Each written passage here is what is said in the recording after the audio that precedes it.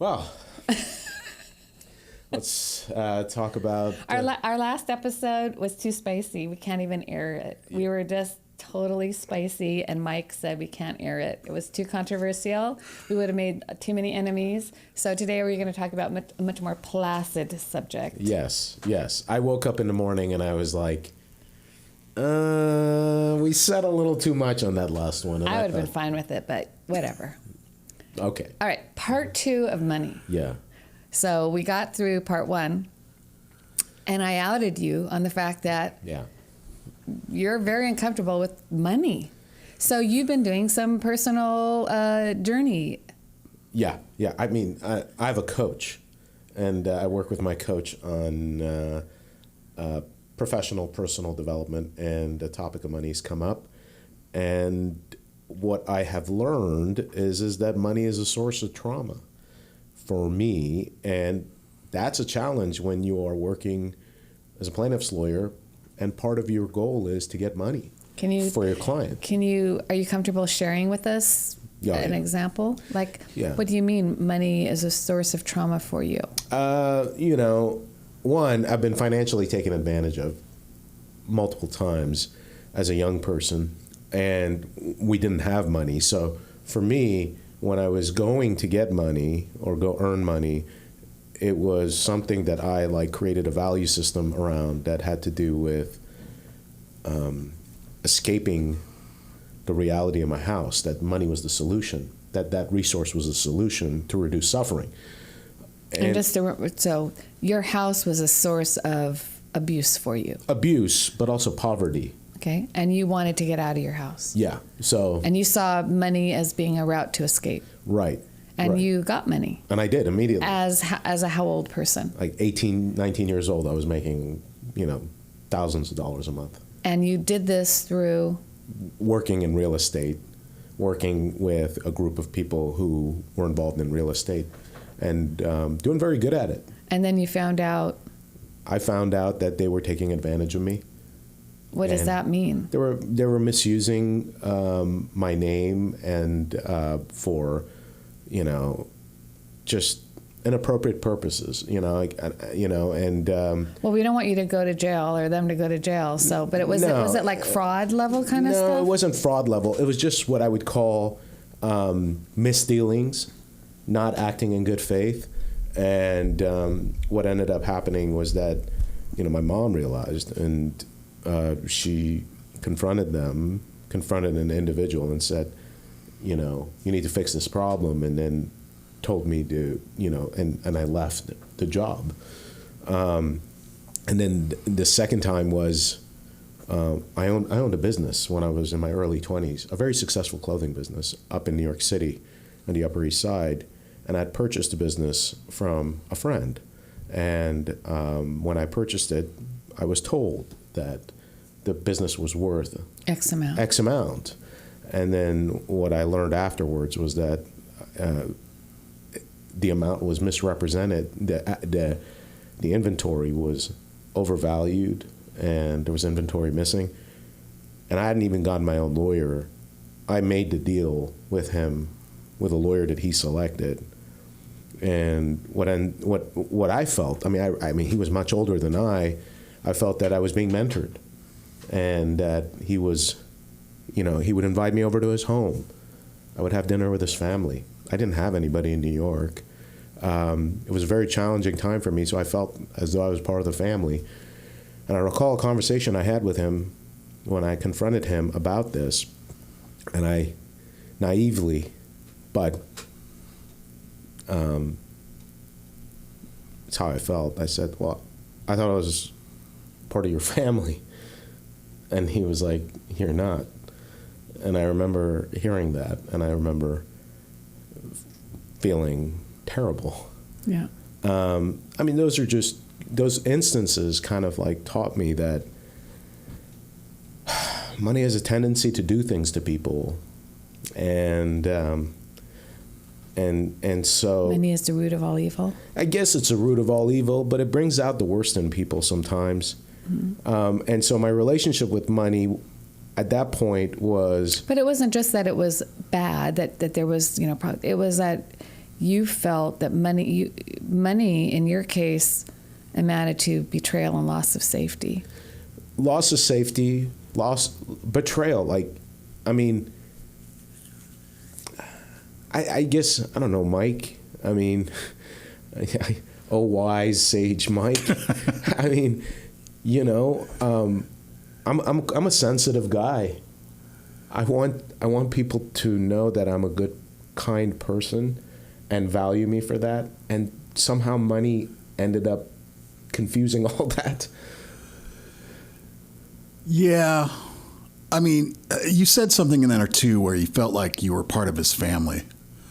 And I think, I mean, I had that a lot when I was first breaking out into the music industry and working with bands, where you start to feel like you're part of a team.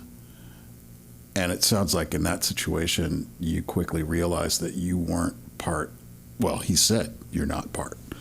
And was he using that as an excuse for, you know, not being truthful? Maybe. I kind of took it as hey, there is a personal relationship and then there's a business relationship, and those two things don't overlap. And I think you're confused, Mo. You know, like, wake up. I was that kind of reality check for me, and whereas I think that I blurred the lines, and I just had the tendency to my whole life. And I think that's easy for someone who wants to be.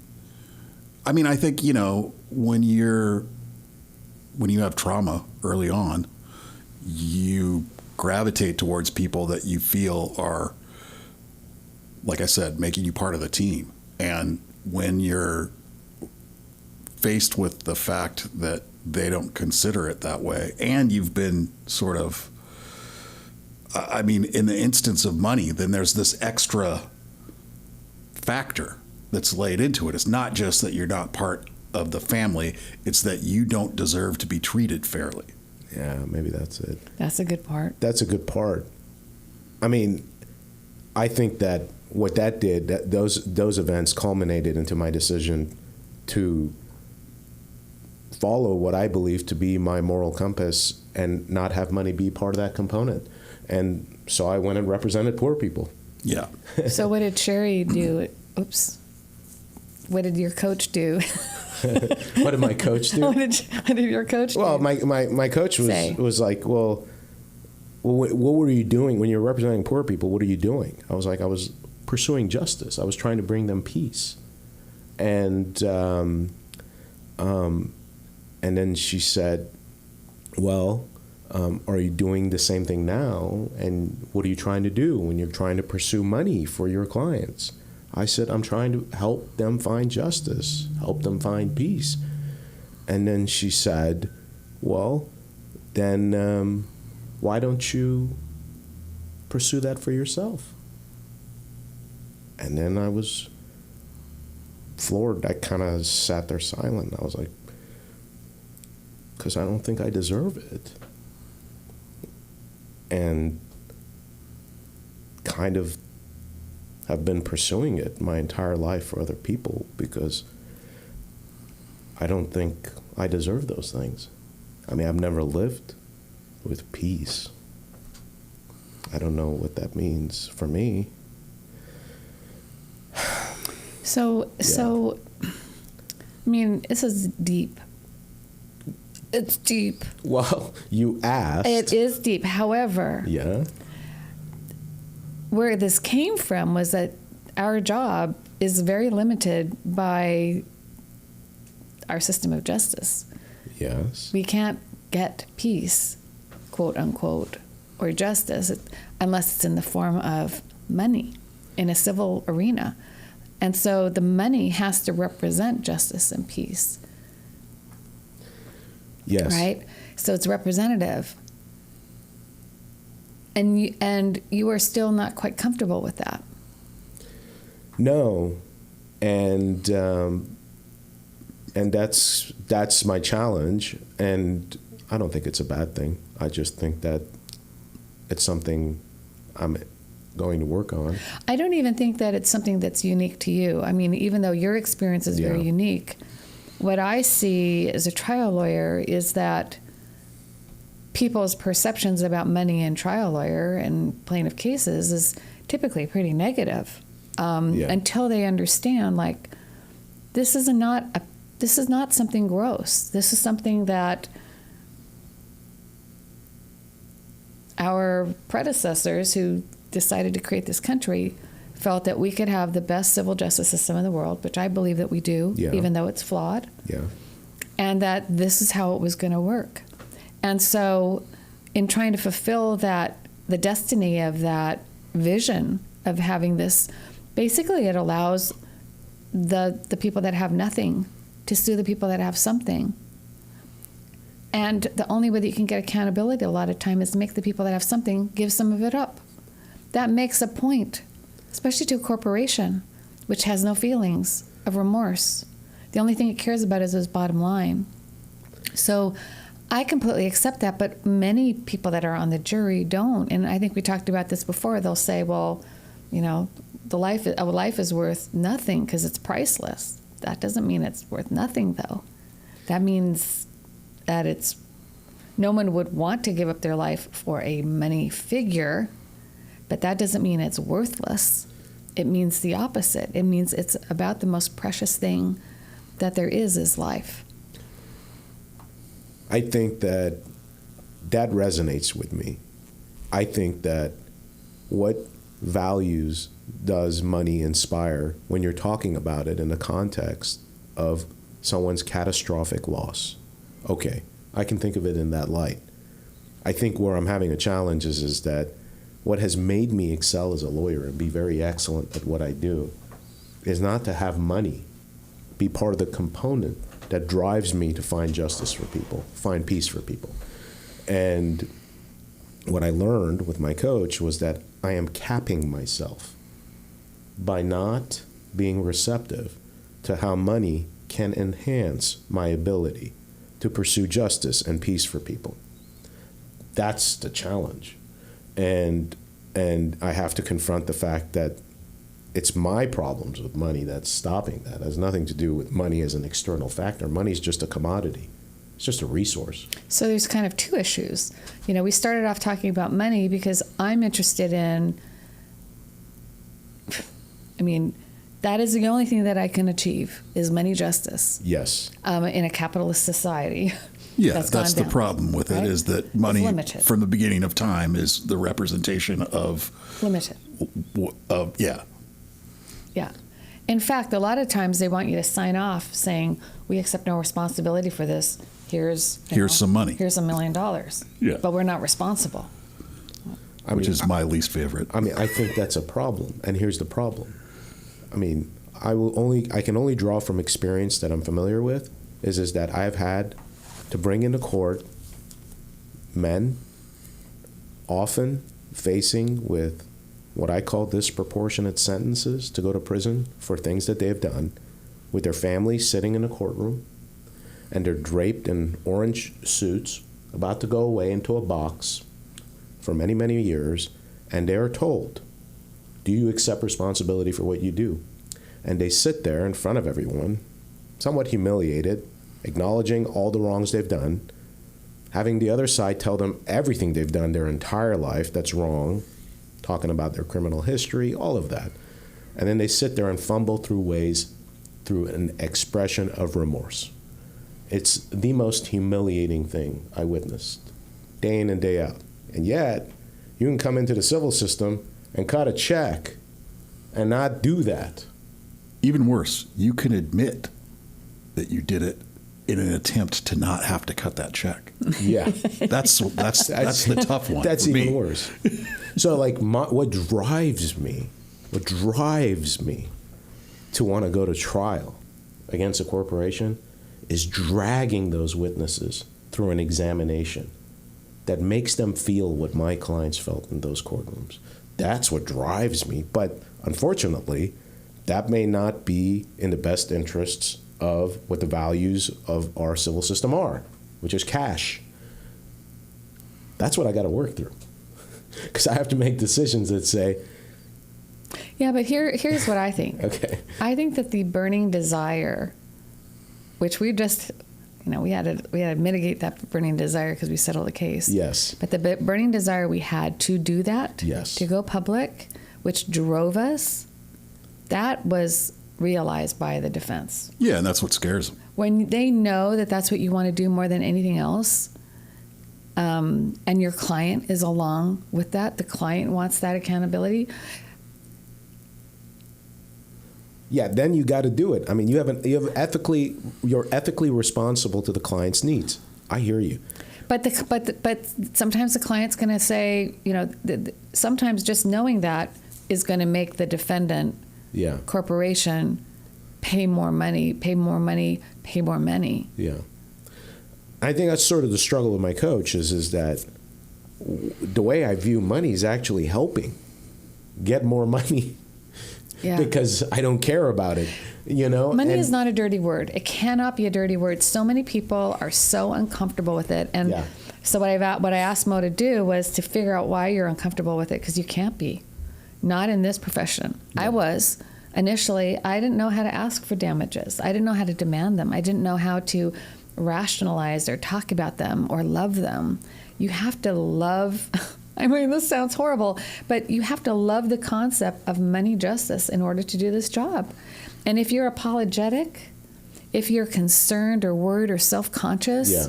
about it, if you're embarrassed about talking about money, what do you think's going to happen? Okay. You're going to communicate that to a jury. That's right. Not just that, you're going to communicate it to the defense, and they're going to know. That too. All right. So you have a case and you have a loss of a child. Mm-hmm. All right. How do you ask for money for the loss of a child, and the parents are sitting there in the courtroom? How do you do that?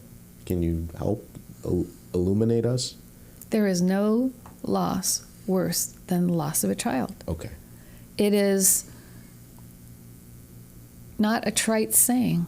Okay. It is like a part of you has just, a physical part of you has just died and will never be back. And they have not lasted as long as you. They should have lived longer than you. You would have lived your life, you would have laid down your life for that child. It's unlike a spouse, even a spouse, as bad as a lifetime spouse is, there's still nothing worse than losing a child.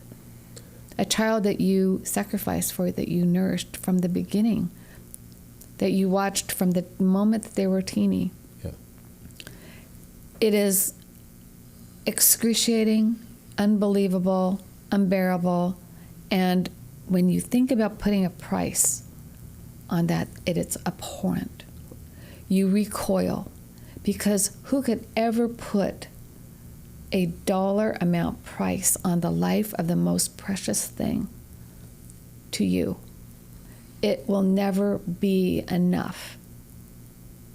But in our justice system, that's what the law tells you is your job to do. You have to do that. How are you going to do that?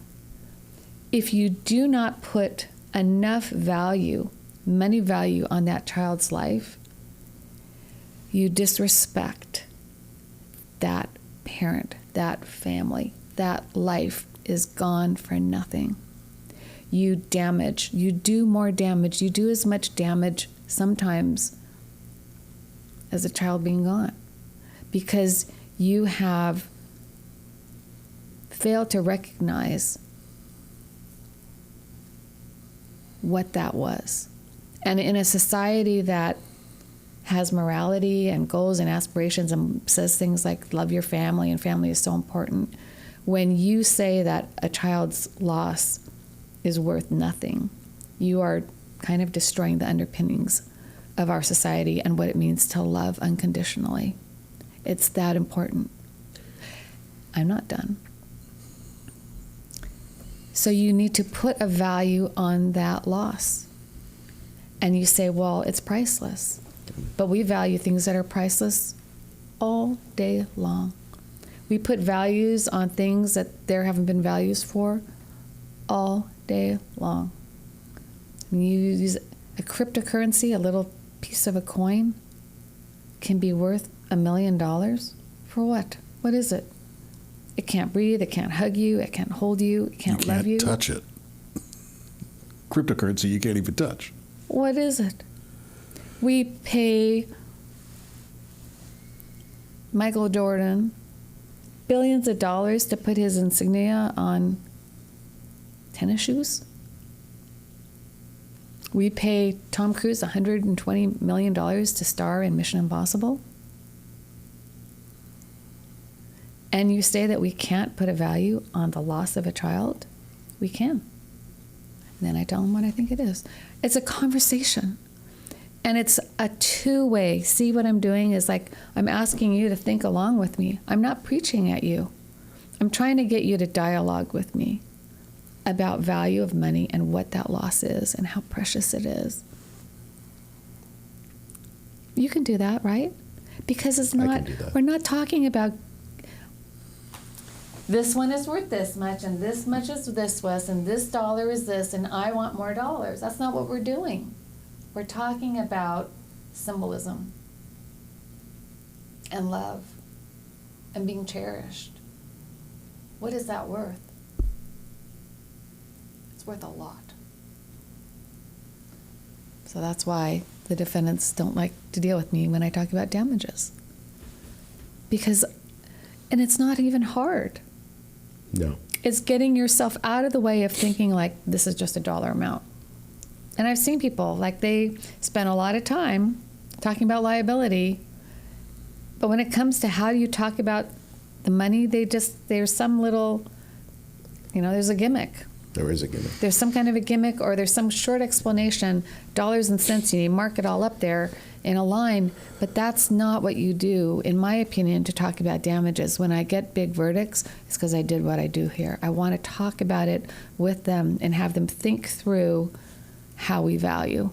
Okay, and what I just learned from that was that, one, the way you were talking to me, I wanted to answer inherent questions that were being posed, even though you weren't asking questions. So it was really interesting way. It's a dialogue. Yeah, it's a dialogue, but it's a different type of dialogue.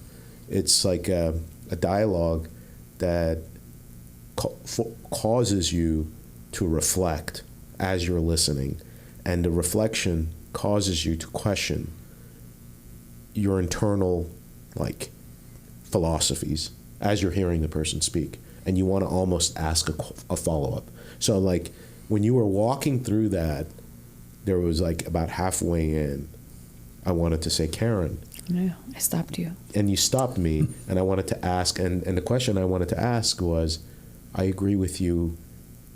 Give me a framework of how to measure that amount. Sure. Measure the amount of what you describe an unfathomable loss, and I'm a little bit overwhelmed. That's what I was itching to ask. You have to give them a framework. Yes. But that's how you get to it. Now, a lot of people skip that step. They just go right to the framework. Yeah. But you've got to get the jury to understand what's being asked, which is, we're not asking you just to put this arbitrary amount on here that sounds good enough or right. Yeah. It's symbolic. Yeah. What did you think, Mike? Oh, well, I think I've seen that in action, like when you were in the Ride the Ducks case, going through each individual and laying that out to the jury was very powerful at that time. And that was one of the first times that I had watched that go down. And it's very important because it's hard for most people to imagine. And most people on juries, you're going to run into a lot who don't think that verdicts should be that high of a number. Yeah. Because they can't understand that. And they come in with bias that they think nothing's worth that much kind of stuff. But, that's why I always say wait until they're in the seat of our plaintiff. Because if they are, that attitude changes really quick. And it doesn't matter if they're, liberal or conservative, Christian or not, or, whatever their beliefs are. it can change on a dime when that happens. And it's very telling to see that in action. What are you smiling about? You know, it's I've seen you close because I've tried a case with you. It's different than sitting in front of you and having you close a case to me. But that was sort of, it was revealing in that I felt really connected to you when you were talking to me, even in this hypothetical example. Because my style is not to preach. Yeah, you weren't preaching. I'm not a preacher. No. I don't have the dynamoism of MLK. Like, I don't have that ability to be spellbinding and mesmerizing by giving, you know, a speech. And I also don't want to. I don't want people to do things because I said it. I want people to do things because they believe it's the right thing to do. The right thing to do. I do. Yeah. I want them to have a process that's fair that they can go through and reach it. Okay, so going back kind of half circle to the beginning what we were talking about, what do you think I need to do to get to a space where I can just have a conversation about money through symbolism? Practice makes perfect. Okay. I think you need to talk more about money. I think you need to write about money. I think that you need to, because there's stigma. Sometimes, you know, you've allowed money to be stigmatized in your life. Yes. And it symbolizes negative trauma. Yeah. I believe your coach also said that you've kind of defaulted when it comes to money. I have. Well, I mean, I've done that professionally and I've done that personally, but I'll just be like, you take care of the money. Someone else. Someone else can take care of it. You don't want to. You don't work. want to do it. You don't want to touch it. Yeah.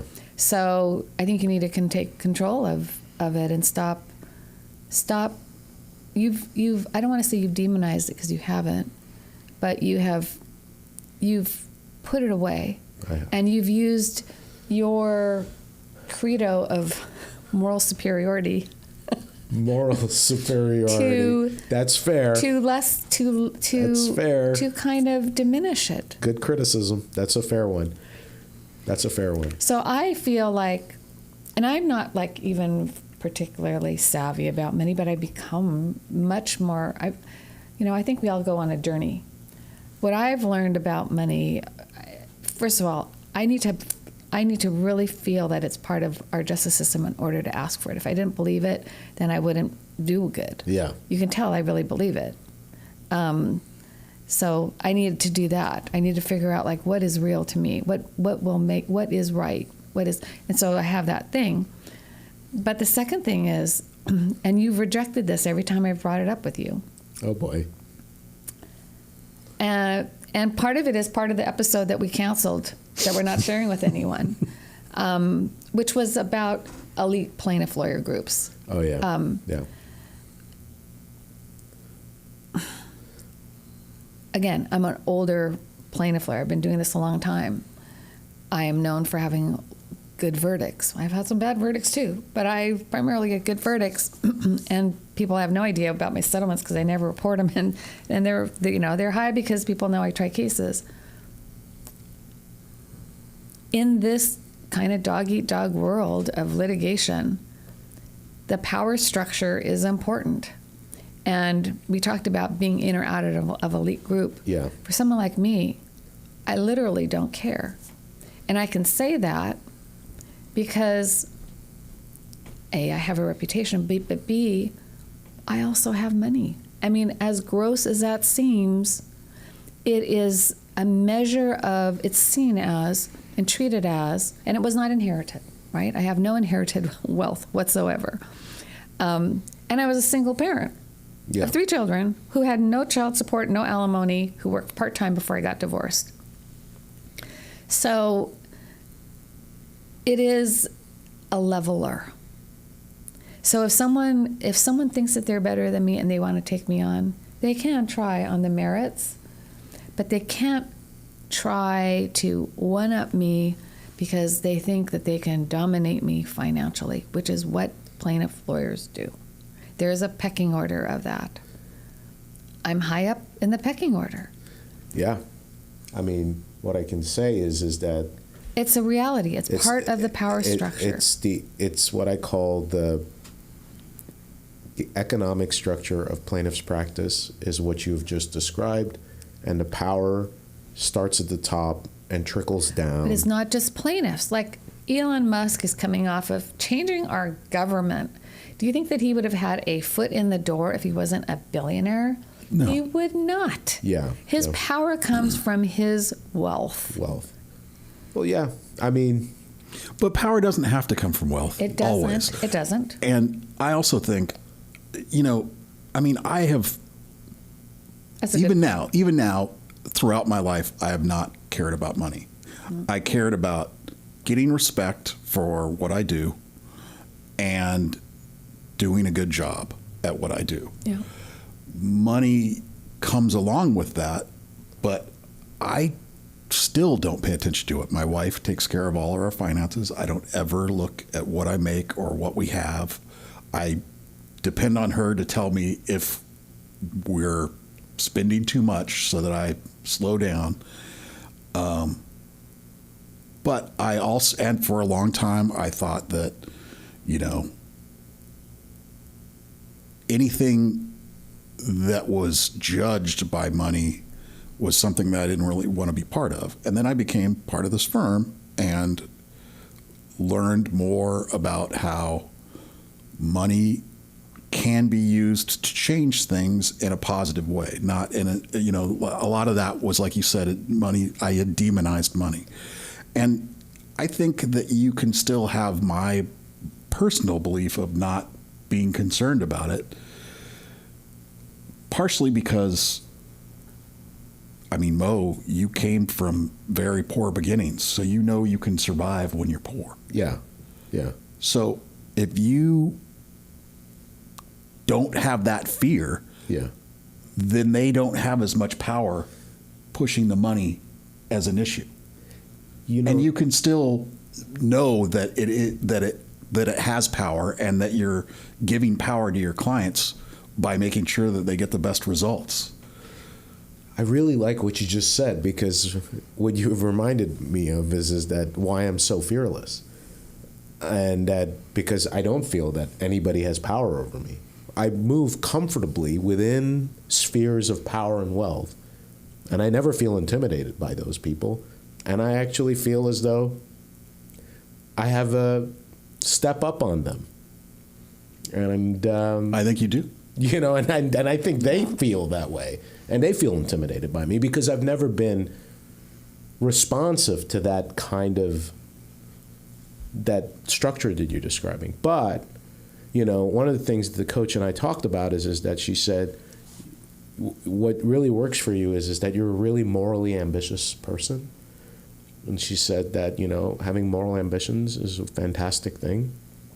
That money can help you enhance your ambitions and can really help you help in ways that you could never imagine, and that you could do better with it. But, it hasn't dissuaded me from confronting my relationship with it. And so let me give you some examples that are very specific to plaintiff lawyers when I talk about the power structure of the plaintiff bar, because maybe it is plaintiff related more than normal life.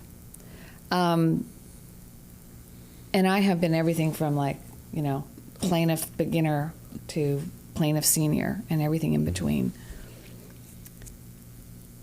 You are treated differently by the defendants when you do not have adequate support system, and or they know that they can wear you down, that you do not have the finances to withstand.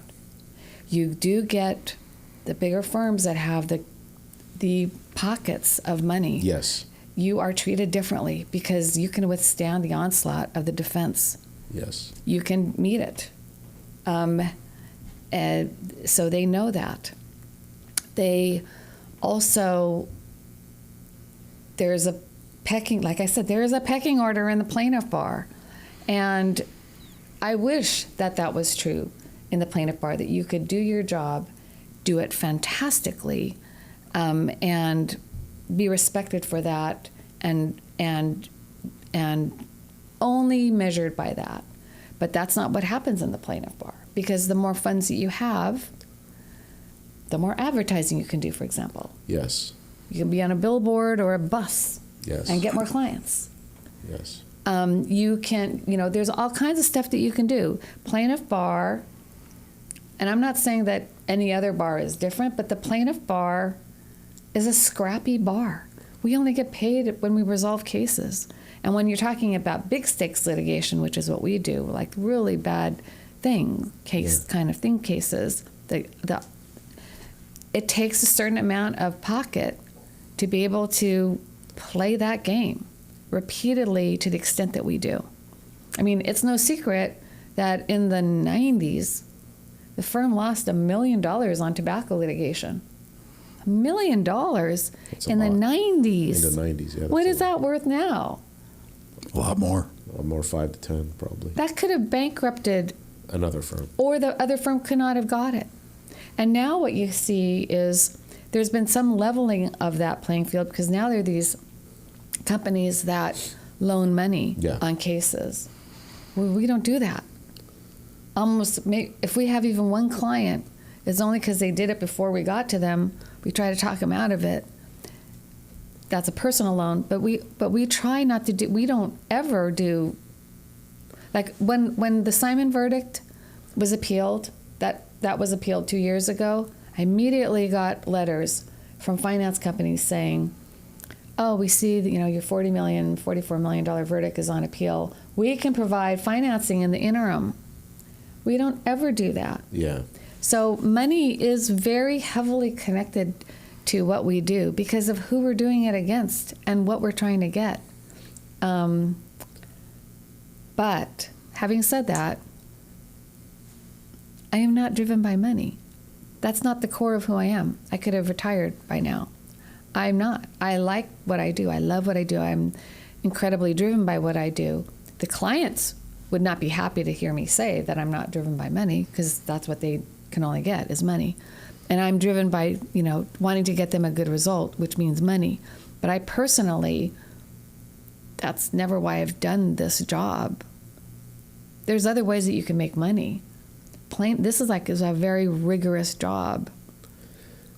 I think we need to revisit this topic 6 months from now. Okay, so this is part 2. This is part 2, and then ask me where I'm at and how I'm doing, because it's a process. Well, how do you feel about it after today? I feel good. I mean, I feel as though it's an exciting challenge for me to enhance what I do by finding a relationship with money. I feel like you're about 20% of the way there. I like how you come up with these numbers. I feel like you're not at 50%. Okay, I'm at 20%. I'll take that. That's good enough for me. At least it's better than 0 like the last time. I hate money. What? Wait, time out. Wait a minute. Why did I hire you? Get out of here. Go back to the public defender's office.